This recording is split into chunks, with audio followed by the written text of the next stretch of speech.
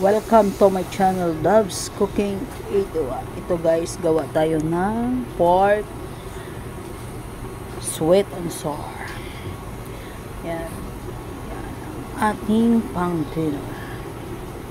Pork sweet and sour guys.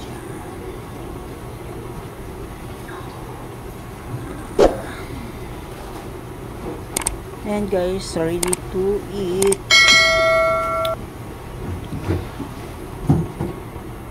Yan, ngayon ang ginawa ko dyan guys, ayan, nagpagawa na ako ng sauce, tapos naprito ko na rin yung pork. Bali, ang ginawa natin pala yan dyan guys, ang ating pork ay lomo or tenderloin.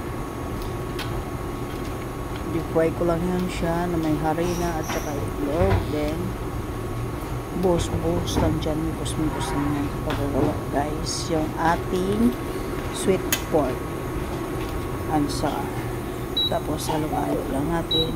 Ang ginawa ko naman pala, nag-isa lang ko ng bawang, sibuyas, tapos nagala ko ng pang sauce. Ang ginamit ko naman yung pang sauce ay gumawa ko ng vinegar, ketchup, sugar, water.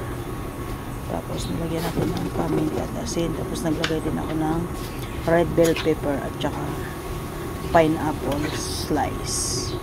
Hindi ko na pala napakita yung pag-iisa ko dyan guys. Diniretso ko na lang siya ang ating mabilisang sweet and sour pork.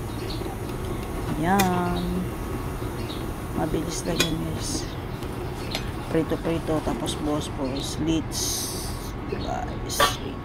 I'm Doves Cooking 81. Thank you for watching.